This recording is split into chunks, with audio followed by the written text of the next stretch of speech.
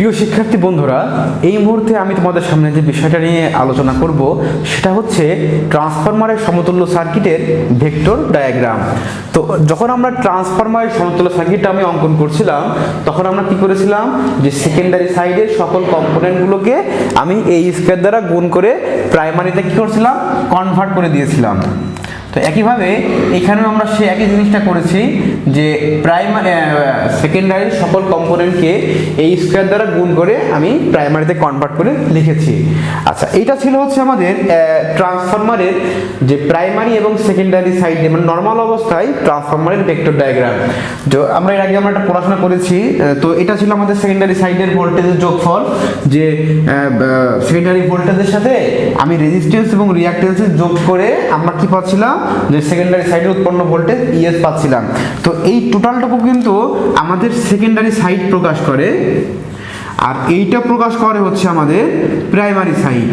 তো বিষয় হচ্ছে যে যেহেতু এখন আমাদের সমতুল্য সার্কিটটা নিয়ে কাজ করতে হবে, তো এখন তো আমাদের দুইটা আলাদা আলাদা পার্টে দেখাইলে হবে না, এখন সবগুলোকে একটা পার্টে আমাদেরকে দেখাইতে হবে। তো এই জন্য দেখো, আমরা যখন এই সেকেন্ডারি ভোল্টেজ আগে ভিএস ছিল, তো ভিএসটাকে যখন আমি প্রাইমারিতে কনভার্ট করে নিয়ে চলে এসেছি, তখন সেটা কি হয়ে গেছে, এ ইন্টু ভিএস। এটা কোথা থেকে এসেছে? এটা এসেছে আমাদের ট্রান্সফরমেশন রেশিও থেকে, VP equal to A into VS. তো এ ভিএস এর সাথে এ গুণ করে দিলে সেটা কি হয়ে যাবে, ভিপিতে কনভার্ট হয়ে যাবে। এই জন্য যেহেতু প্রাইমারিতে সব কিছু কনভার্ট করে নিয়ে চলে এসেছি, তাহলে এর ভোল্টেজটাও এ দিয়ে গুণ করে প্রাইমারিতে কনভার্ট করে নিয়েছি। তো বন্ধুরা, যখন আমি এই ভিএসটাকে আমি এই দিকে কোথাও দেখাবো, তখন তাই কিন্তু আমি কি লিখবো, এ ইন্টু ভিএস। কজ আমরা এখন কিন্তু আর দুইটা সাইড দিয়ে দেখাতে পারবো না, এখন সব কিছুকে একটা নির্দিষ্ট সাইডে আমাদেরকে অঙ্কন করতে হবে।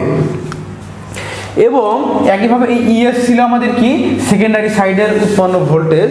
তো সেটাকেও আমি যখন প্রাইমারিতে কনভার্ট করে নিয়ে চলে এসেছি, তখন সেটা হয়ে গেছে এ ইন্টু ইএস। এই দুইটা ভোল্টেজের মান কিন্তু আবার সমান হবে, যেহেতু দুইটারে প্রাইমারিতে কনভার্ট করে ফেলেছি, এই দুইটা ভোল্টেজের মানই কি হবে, সমান হবে। তো আমরা এখন অঙ্কন করার চেষ্টা করি, দেখি কি হয়। তো একইভাবে আমরা আগের মতোই অঙ্কন করব। এখানে আমাদের থাকবে হচ্ছে ফাই, এখানে থাকবে আমাদের হচ্ছে ফাই, এর সাথে আমাদের থাকবে হচ্ছে নো লোড কারেন্টের ম্যাগনেটাইজিং কম্পোনেন্ট, 90 ডিগ্রি আগিয়ে থাকে হচ্ছে আমাদের ওয়ার্কিং কম্পোনেন্ট। তো এই দুইটা যদি আমি যোগ করে দিই, তাহলে আমি পাই হচ্ছে নো লোড কারেন্ট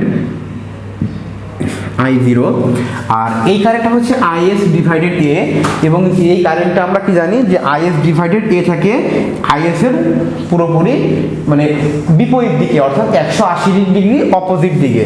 তো আমাদের IS আগে এর এদিকে ছিল, তো IS প্রাইমটা কি হবে, এর 180 degree opposite side. That means আমরা অ্যাপ্রক্সিমেটলি ধরে নেব এটা হচ্ছে আমাদের IS ডিভাইডেড A। এখন এই দুইটা কিন্তু যোগ করলে আমি এখানে কি পেয়ে দেবো, প্রাইমারি কারেন্ট পেয়ে দেবো।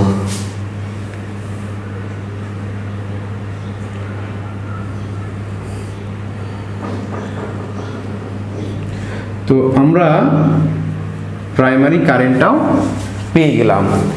আচ্ছা, এবার আমাদের কি করতে হবে, এই ভোল্টেজের সাথে এই দুইটা কম্পোনেন্টের ড্রপ যদি আমি যোগ করে দিই, তাহলে কিন্তু আমি এই ভোল্টেজটা পেয়ে যাব।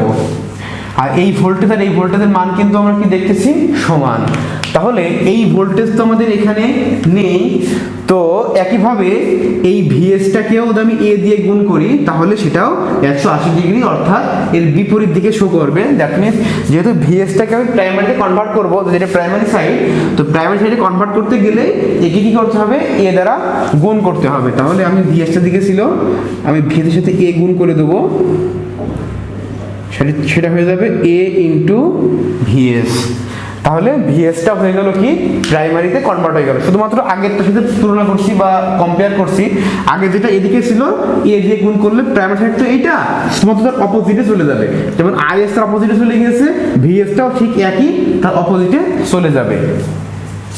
আচ্ছা, এবার যে বিষয়টা নিয়ে আলোচনা করব সেটা হচ্ছে যে এখন এই ভোল্টেজের সাথে এই ড্রপ আর এই ড্রপ আমি কি করব, যোগ করব। তো বিষয় হচ্ছে যে এই ড্রপটা আসলে কিভাবে যোগ করব সেটা হচ্ছে যে এখন আমি রেজিস্ট্যান্সের ড্রপ যোগ করব। তো রেজিস্ট্যান্সের মধ্য দিয়ে এই কারেন্টটা ফ্লো হচ্ছে, তাহলে এর ড্রপ এইটা কিন্তু মানে এর ভোল্টেজ ড্রপ কিন্তু এর সমান্তরালে যাবে, যেহেতু রেজিস্টিভ ড্রপ কারেন্ট এবং ভোল্টেজ কি থাকে, ইন ফেজে থাকে। তো ভোল্টেজ ড্রপ যখন আমি গুণ করব তখন আসলে কি আসে দেখি, IS by A into A square R S, that means A into IS R S. এটা কিন্তু আমাদের হচ্ছে রেজিস্ট্যান্সের কি ভোল্টেজ ড্রপ। একইভাবে রিঅ্যাকট্যান্সের ভোল্টেজ ড্রপ এরকম হবে এ ইন্টু IS এক্সএস, কারণ ওই এ আর উপরে এ স্কোয়ার কাটা যায়। তো এইটাতে তো আমাদের সেকেন্ডারি কারেন্ট IS বা এদিকে গিয়েছে, তাহলে অবশ্যই রেজিস্ট্যান্সের ড্রপটাও ঠিক ওর সমান্তরালে চলে যাবে।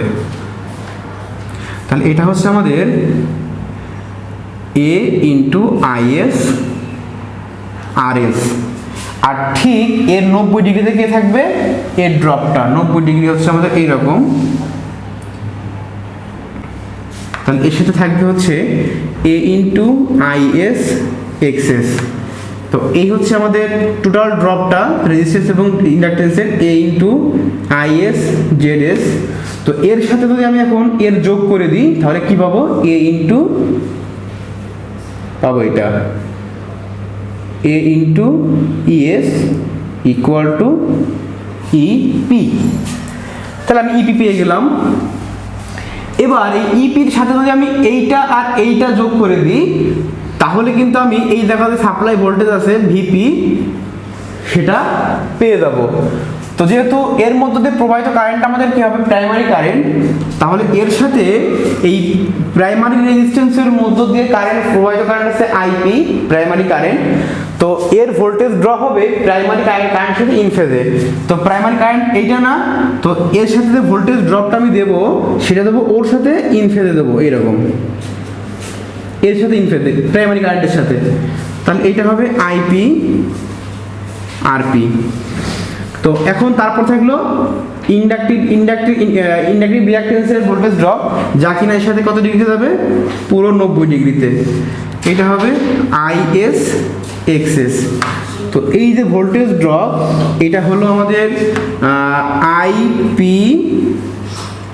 ZP, আর আমি যদি এখন এই ইপির সাথে এই দুটা ড্রপ যোগ করি ভিপি পাবো। দ্যাট মিনস এই যে সোজা যে সরল রেখাটা এটা শুধু লব্ধি প্রকাশ করে এবং যাকে আমরা কি বলবো, ভিপি। তো বন্ধুরা এই ছিল হচ্ছে আমাদের প্রাইমারি সাইডের সাপেক্ষে সমতুল্য সার্কিটের সমতুল্য ভেক্টর ডায়াগ্রাম।